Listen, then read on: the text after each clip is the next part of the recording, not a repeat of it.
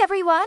Welcome to the Curious Sister at Today-Sandy channel. Here, we'll be sharing fun and exciting videos regularly, so make sure to subscribe and join the adventure with us. Halloween is just around the corner. We'll be at Airside, and I really hope to see all of you there. Halloween, also known as Halloween, actually comes from All Hallows Eve, which means the evening before All Saints' Day. It's celebrated every year on October 31st. On this special day, people dress up in all sorts of spooky costumes and go door to door saying, "Trick or treat," to score some candy or other goodies. Kids are absolutely buzzing with excitement, sporting a variety of outfits. Some look like adorable little fairies, while others go all out as terrifying zombies. It's like a fun parade as they make their way from house to house, all in search of sweet treats. Adults are all set with a mountain of candies and pocket money, creating a festive atmosphere filled with Halloween-themed decorations everywhere you look. Some even go all out, transforming their spaces to look just like haunted houses. Businesses also host Halloween-themed events or parties, like pumpkin carving contests, where everyone can come together and enjoy this fun-filled holiday. In Western countries, some families or friends get together to watch a scary movie or head to a theme park. The Halloween vibe is in full swing, and everyone is soaking up the festive joy, especially the kids. They can't wait to dress up in all sorts of cute or spooky costumes to celebrate this special day. Isn't that just the best? About a month before Halloween, you'll find that many kindergartens, schools, and communities start gearing up for all the spooky fun. Everyone's super excited to join in on the festivities together. So, what's the deal with Halloween? Why do we dress up like ghouls and goblins and go trick-or-treating at the end of October? There are tons of stories about how Halloween started, but most scholars agree that its roots go way back over 2,000 years to the ancient Celts.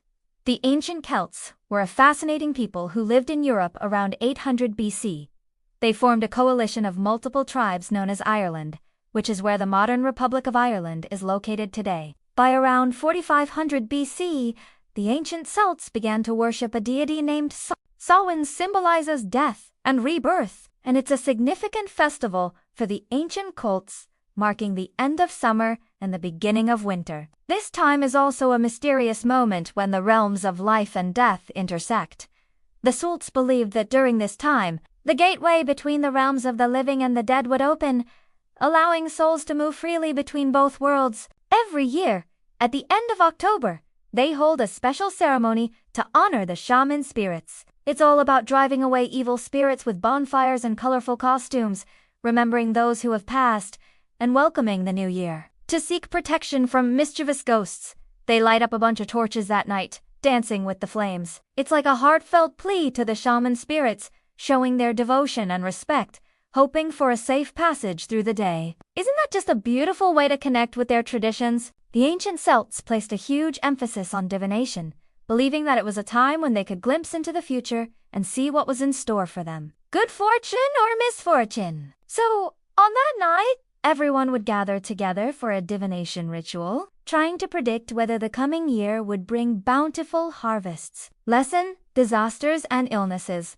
and even hoping to attract happiness and prosperity into their lives. Later on, the descendants of the ancient Celts blended various cultural influences, gradually giving rise to a festival that preserved the essence of many ancient traditions, like divination and seeking blessings from the gods. This festival is known as the Samhain Festival, which roughly translates to the end of the season. It's pretty cool to think that this celebration is the precursor to what we now know as Halloween. In the year 609, the Pope declared October 31st as All Saints' Day, aiming to replace the pagan festival of Samhain. The Church hoped that by spreading Christian beliefs, they could convert pagans into Christians. So, they set October 31st as a day to promote the fusion and popularization of faith, transforming it into a Christian holiday. Westerners, just like the Chinese, believe that the gates of the underworld open every year. This belief has transformed into a lively celebration, and on the night of October 31st, many people dress up as all sorts of ghouls, monsters, or cartoon characters to celebrate Halloween with their friends and family. What's the deal with Halloween and All Hallows Day? What's the difference between the two, and how did they evolve into the celebrations we know today? Well, Both actually trace back to the ancient Celtic festival. Halloween refers to the evening of October 31st, while All Hallows' Day is celebrated on November 1st. For example, some Halloween traditions are said to be passed down from the ancient Celts. The ancient Celts believed that October was the time when spirits roamed the earth most freely. To avoid being bothered by ghosts, people would try to stay indoors as much as possible. When a ghost knocked on the door, they would respond with, "Who's there?" If the ghost replied, "It's me," the homeowner would open the door and windows, letting the spirit in, hoping to send it on its way. Ancient people had their own ways of keeping ghosts at bay. They believed that spirits had a fondness for beans, so folks would leave out some grains at their doorsteps for the ghosts to munch on. Some even dressed up in spooky costumes to scare the spirits away. It's pretty interesting how these customs are similar to some of the traditions we see during Halloween today, right? Pope Nostender V also mentioned in a letter to the children of Mary in 1913 that Halloween has its roots in ancient rituals commemorating saints. However, historians and folklore don't fully agree on the exact origins of Halloween. For example, British scholar Jack Lothrop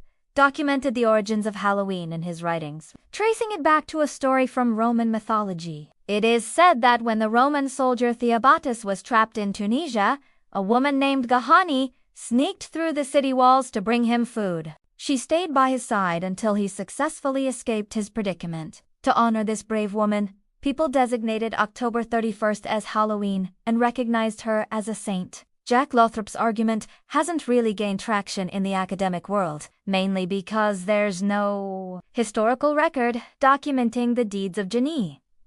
Another story about the origins of Halloween can be found in the works of the 17th century French novelist Le Sage de la Sale. This story is purely fictional and has no real connection to the origins of Halloween. That said, most scholars agree that Halloween's roots can be traced back over 2,000 years to the ancient Celts. In a panic, Pedro cried out for help, and guess what? God sent down a bolt of lightning that zapped the wizard right out of the picture. After that wild incident, people decided to honor Pedro by celebrating October 31st as Halloween. Isn't that a cool story? This story is purely fictional and has no real connection to the origins of Halloween. That said, most scholars agree that Halloween's roots can be traced back over 2,000 years to the ancient Celts.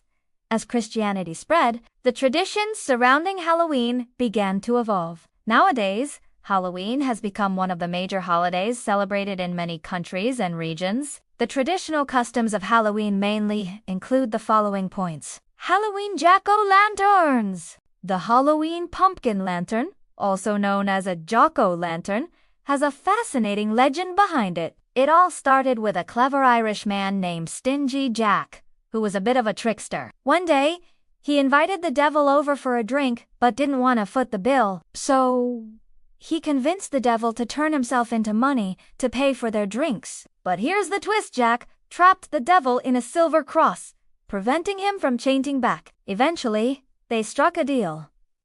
The devil promised not to bother Jack anymore and wouldn't take his soul as revenge. How wild is that? In the second year of Halloween, Jack passed away, but heaven refused him due to his stingy ways in life, and hell wouldn't take him either, because the devil kept his promise. So, Jack's soul was doomed to wander the underworld forever, carrying a carved-out turnip lantern filled with glowing coals from the devil to light his path. That's how the jack-o'-lantern came to be. Jack-o'-lanterns are typically carved into spooky, monster-like faces, and during Halloween, families light candles or place electric lights inside them. They serve not only as festive decorations, but also carry the traditional meanings of warding off evil spirits and honoring the deceased. This custom has evolved from Irish folklore into a significant feature of Halloween celebrated worldwide. Through the origin story of the jack-o'-lantern, we not only get a glimpse of a fascinating cultural legend,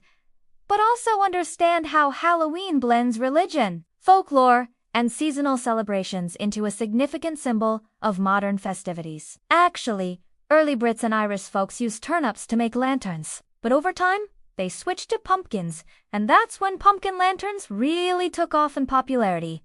Isn't that just fascinating? They would place desserts at their doorsteps and carve faces into turnips or other vegetables to use as lanterns, hoping to scare away evil spirits. Later on, as pumpkins made their way to Ireland, the Irish began carving them into all sorts of spooky faces and placing them at their doorsteps. This tradition, which crossed the ocean to America in the 19th century, gradually evolved into the pumpkin lanterns we know and love today for Halloween. These days, kids in many countries and regions love to carve pumpkins into spooky faces. They place candles inside these pumpkins and set them out on their doorsteps right before Halloween. It's such a fun tradition that really brings a mix of joy and mystery to the season. The origins of Halloween costumes can be traced back to the ancient customs of the suits.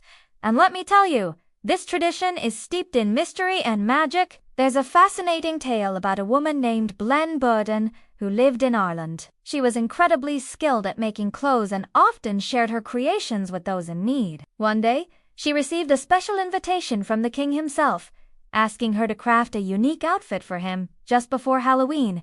This wasn't just any outfit. It had to be extravagant and make the king the center of attention at the party. How cool is that?